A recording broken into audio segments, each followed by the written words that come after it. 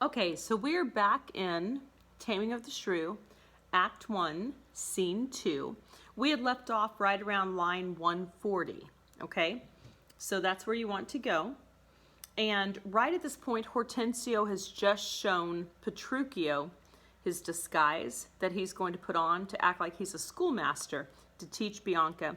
He too is going to dress up like a schoolmaster so that he can get into Baptista's house, get close to Bianca, hopefully make her like him. Lucentio's doing the same thing, okay? Now, into this scene, Gremio is,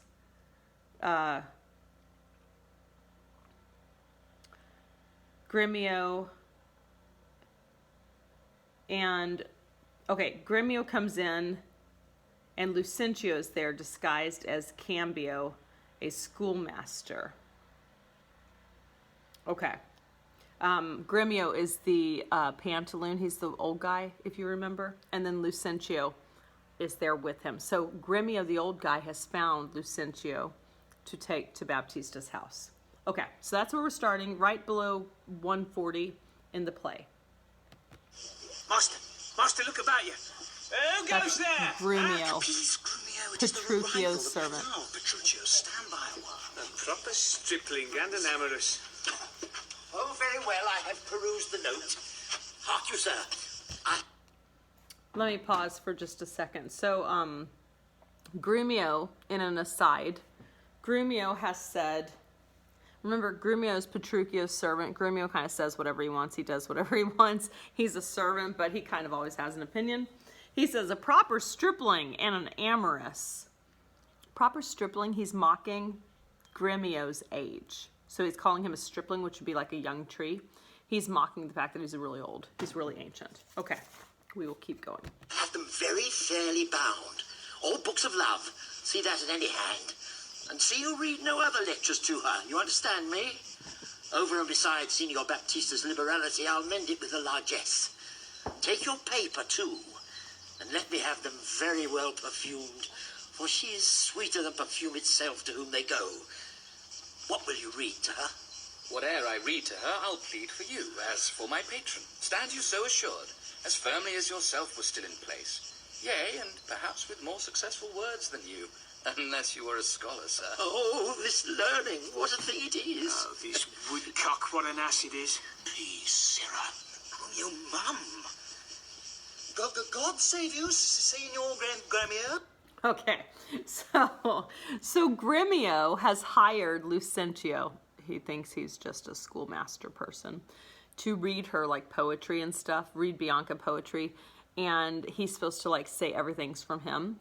And Lucentio's like, oh yeah, for sure. And Gremio's like, yeah, take her all of these poems that have like my cologne on them, you know, so she'll, you know, think that's pretty cool, I think. He's asking Lucentio what he's going to be reading to her, and Lucentio's like, you know, learned stuff, you know, it's going to be, if you're a scholar, you might know it, but probably you won't. And Gremio's like, ugh, learning, what a wonderful thing. He's thinking, this is what's going to woo her to me. Gremio calls him a woodcock and an ass. So, awesome. I always think it's great when Shakespeare goes to name calling. It just kind of makes me happy. And Petruchio's like, Gremio, what are you doing? Shh, buddy, don't call people names. Like, they might be able to hear you. It's an aside. He can't hear them, but you never know. Okay. And you are well met, Signor Hortensio. Trow you whither I am going? To Baptista Minola. I promised to inquire carefully about a schoolmaster for the fair Bianca, and by good fortune I have lighted well on this young man, for learning and behaviour, fit for her turn. Well read in poetry and other books. Good ones, I warrant you. 'Tis well.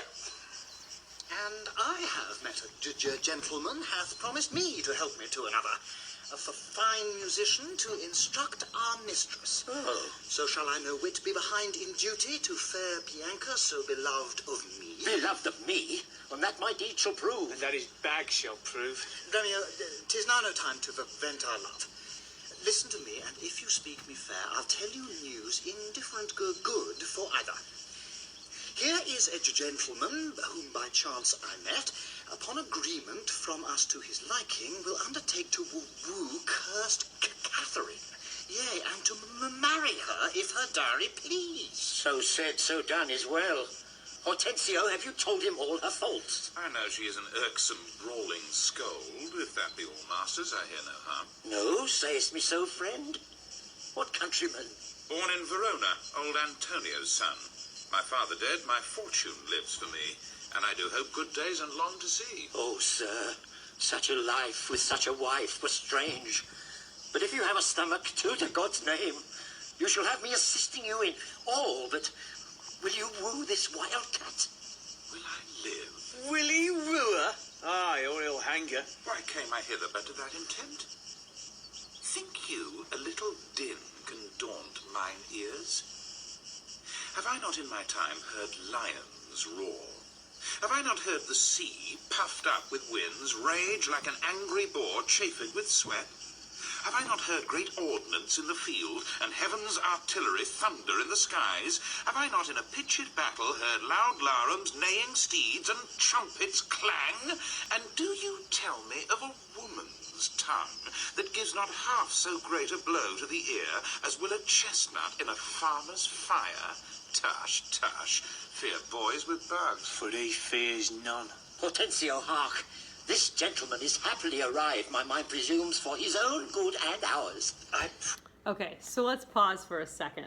So Gremio was like, have you told Petruchio about who he's offering for? Because Hortensio's like, okay, you brought a tutor, I brought a guy for Catherine. So he's pretty impressed with himself. And Petruchio's like, oh yeah, I know all about her. She's an irksome, brawling scold. Yes, got it. And then Gremio's like, you want that? Because that sounds terrible. And then he says, you know, a life with such a wife were strange. That would be terrible. Why? But you will woo this wildcat, Gremio says. And Petruchio's like, will I live? And then Grumio says, will he woo her? This is, remember, Petruchio's servant, Grumio. Will he woo her? Aye, or I'll hang her. One of those. And then Petruchio goes into this long explanation of have I not heard lions roar? Have I not heard the sea puffed up with winds? Have I not been in difficult waters? Have I not raged like an angry boar chafed with sweat? Have I not heard heaven's artillery in the skies? Have I not, in a pitched battle, heard loud larums? I've heard trumpets and things. In battle, I've gone to war, buddy. You're trying to tell me that this woman is scary? You're saying that I should be afraid of a woman's tongue? Like, that doesn't even make sense. He says, tush, tush. Fear boys with bugs. And they're all like, huh. All right. I mean, if you're sure, buddy, because she's scary.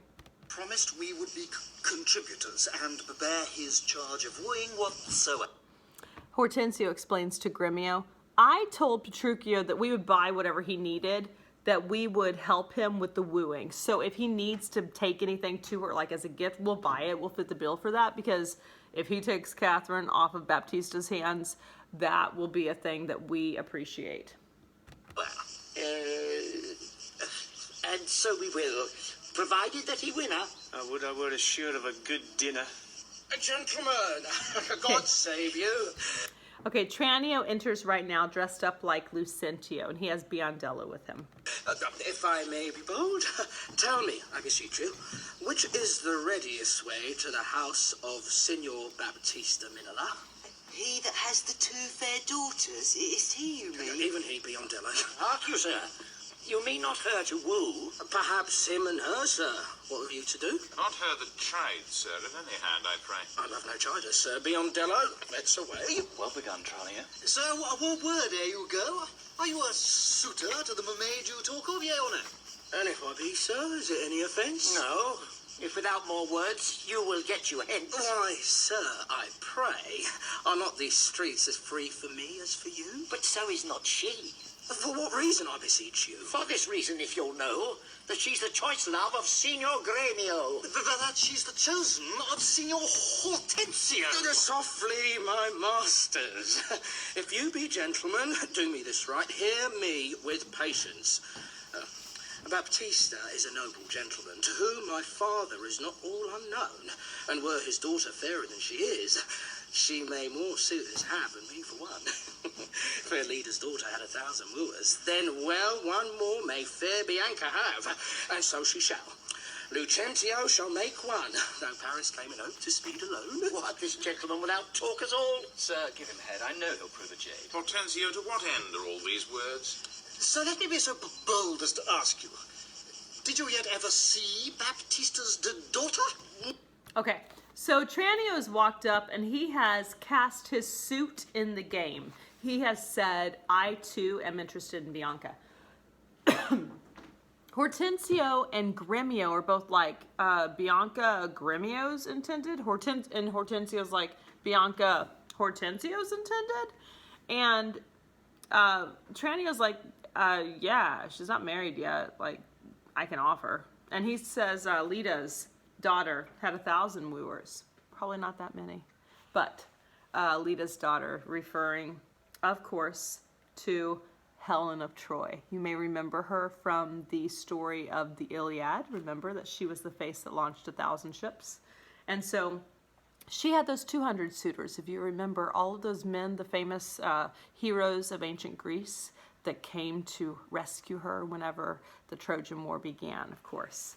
And so Tranio says, yeah, I'm putting my cap in. I'm going to add my name to the list of people who want to marry Bianca. No, sir, but I do hear that he hath two. The one is famous for a scolding tongue, as is the other for beauteous modesty. Sir, the first's for me. Let her go by. Yea, leave that labour to great Hercules, and let it be more than outside its 12. Sir, understand you this of me in sooth. The youngest daughter whom you hearken for, her father keeps from all access of suitors, and will not promise her to any man until the elder sister first be wed. The younger then is free, and not before. If it be so, sir, that you are the man must stead us all, and me amongst the rest, and if you break the ice and do this feat, achieve the elder, set the younger free for our access, whose hap shall be to have her will not so graceless be to being great. Sir, you say well, and well you do conceive, and since you do profess to be a suitor, you must, as we do, gratify this gentleman, to whom we all rest generally beholding. Yeah, sir, I shall not be slack, in sign whereof, please ye we may convoy this afternoon, and quaff carouses to our mistress' health, and do as adversaries do in law. Strive mightily, but eat and drink as friends. Oh, excellent motion. Fellas, let's be gone. The motion's good indeed, and be it so. Petruchio, I shall be your benvenuto.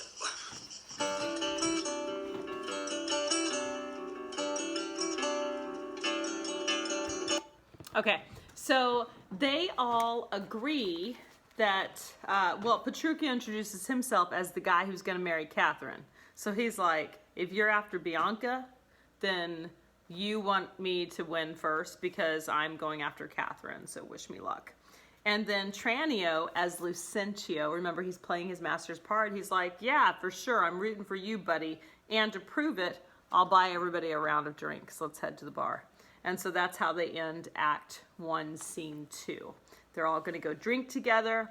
Everybody is pretty excited about Petruchio taking on Catherine. So as we have this scene that ends Act 1, we have all sorts of people who are playing other parts than who they actually are. We have Lucentio, who is dressed up as Cambio. Okay, so he's playing the role of a schoolmaster. He is not. He's a lord. His servant, Tranio, is dressed up like him. He is not a lord. He is a servant, but he is dressed up and acting like a lord. And we know that Hortensio is going to don the guise of a schoolmaster, and he's going to dress up like a schoolmaster to play that part as soon as they get to Baptista's house, like probably the next day or something. So we already know about 3 people who are playing some other part. We have to ask too, I think it begs the question, with Bianca and Catherine, these 2 females, these 2 daughters, are they playing parts of any kind? Did you get the feeling from that scene where we saw them that they're maybe playing a part? Think of back to that idea of being a sibling, one sibling getting the other sibling in trouble and then acting innocent. That's a part you're playing. In the same way, sometimes you're grumpy about things or you're angry about things because people are doing terrible things. Sometimes you're playing the part of the person who's angry or been done wrong by. Petruchio is going to play the part of somebody who's madly in love.